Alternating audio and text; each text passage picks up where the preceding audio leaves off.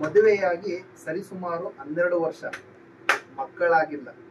ಗುಲಾಬಿ ಗಿಡದಂತೆ ಒಂದು ಇಳಿ ಸಂಜೆ ಹುಣ್ಣಿಮೆ ಚಂದಿರ ಭುವಿಯನ್ನೇ ದಿಟ್ಟಿಸಿ ನೋಡುತ್ತಿದ್ದ. ತಣ್ಣನೆ ಗಾಳಿಯೂ ಬೀಸುತ್ತಿತ್ತು. ಗುಲಾಬಿ ಗಿಡ ಮೊಗ್ಗು ಬಿರಿಯುವ ಆಸೆ ಹೊತ್ತಿತ್ತು.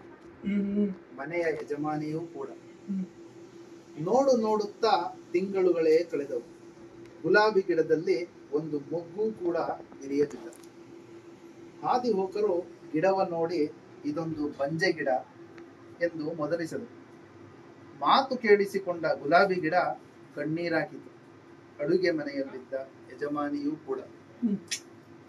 ಕೃಷಿ ಇಲಾಖೆಗೆ ಮಣ್ಣು ಕಳುಹಿಸಿ ಪರೀಕ್ಷೆ ಮಾಡಿದರು. ಕೊಟ್ಟಿಗೆ ಗೊಬ್ಬರ ಹಾಕಿದರು, ಔಷಧಿ ಸಿಂಪಡಿಸಿದರು.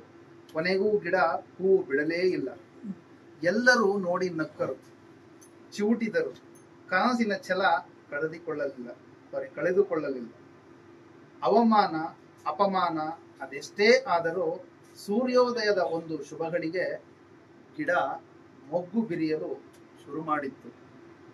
ಹಿತ್ತಲಲ್ಲಿ ಯಜಮಾನಿ ವಾಂತಿ ಮಾಡುತ್ತಿದ್ದಳು ಬಚ್ಚಲಲ್ಲಿ.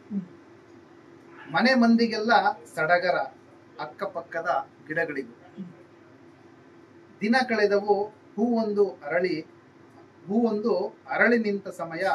ಹೂವು ದುಂಬಿಗಾಗಿ ಕಾಯುತ್ತಿತ್ತು.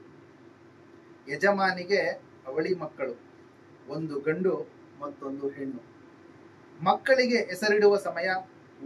ಊರನ್ನೇ ಊಟಕ್ಕೆ ಕರೆಯಲಾಗಿತ್ತು. ಬಂದವರೆಲ್ಲ ಮಗು ಕೆಂಪಾಗಿ ಗುಲಾಬಿ ಹೂವಿನಂತಿದೆ ಎಂದು ಮುದ್ದಿಸುತ್ತಿದ್ದರು. ಮನೆಯ ಯಜಮಾನಿಗೆ ಸಂಭ್ರಮ, ಗುಲಾಬಿ ಗಿಡಕ್ಕೂ ಕೂಡ ಸಂಭ್ರಮ. ಸಹಿಸದ ನೆರೆಮನೆಯ ಹೆಣ್ಣೊಬ್ಬಳು ಗುಲಾಬಿ ಗಿಡದ ಬುಡಕ್ಕೆ ಕೈ ಹಾಕಿ ಬೇರು ಸಮೇತ ಕಿತ್ತು ಬಿಸಾಕಿದಳು.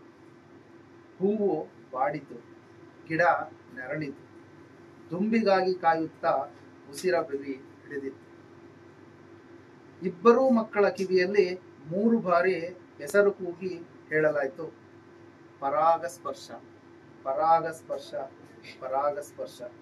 ಗಂಡು ಪರಾಗ, ಹೆಣ್ಣು ಸ್ಪರ್ಶ. ಗುಲಾಬಿ ಗಿಡ ನೆಮ್ಮದಿಯಾಗಿ ಕಣ್ಮುಚ್ಚಿತು. ಇದನ್ನ ಬರೆದವರು ಚೇತನ್ ಗವಿಗೌಡ ಅಂತ. ಅವ್ರದ್ದು ಪೋಸ್ಟ್ ಬಾಕ್ ಕವನ ಸಂಕಲನದಿಂದ ಆಯ್ಕೊಂಡಿರೋದು. ಚೆನ್ನಾಗಿತ್ತಲ್ಲ, ನನ್ನ ಇತ್ತೀಚಿನ ಟಾಪ್ ಫೇವರೇಟ್ ಕವಿತೆ.